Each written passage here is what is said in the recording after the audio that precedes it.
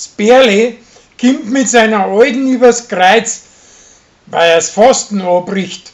Und der Pfarrer sagt zu ihr, sie sollte ihm gut zureden und nachher wird's schon wieder. Das Zwiefel tut beim Yoga mit, aber sie hängt in mehrer Zeit am Handy und wegen dem wird's von den anderen ausgebissen. Drauf geht ihr Annalena eine CD und mit der tut's daheim weiter und das taugt ihr voll.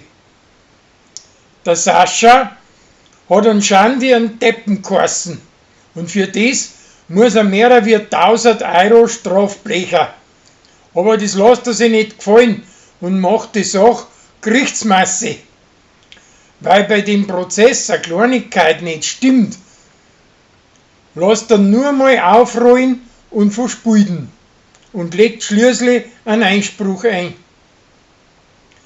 Kathi und der Patrick streiten drum, wenn seine Mutter das die besseren Platzl bauen kann.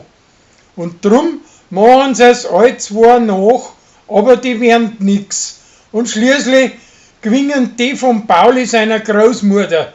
Und sie müssen mit ihm ins Kino gehen und einen kindischen Film anschauen. Ein alter Tiroler Freund von der Fanny taucht in Lansing auf und Annalena möchte mit ihm stopfen. Aber wie sie so weit waren, steht's wieder zurück davon.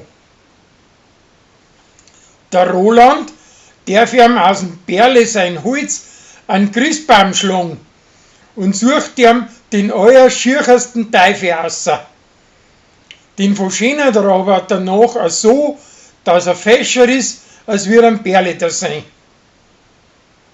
Der Flori möchte auf Weihnachten sein kleines Butzerl besuchen und riecht schon Geschenke her dafür.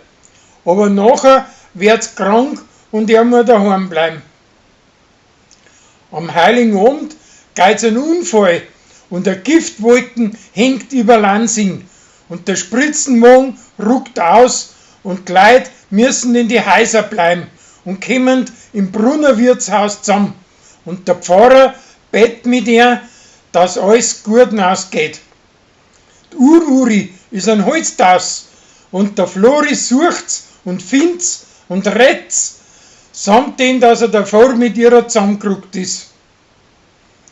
Der Lorenz bleibt mit dem Gerstl in den seinen Standl und sie saufen sie nieder und rennt groß, von wegen sie möchten keine Siemandeln mehr sein. Aber wie nachher die Giftwolken wieder weg ist, gingen sie brav zu ihren Weiber heim.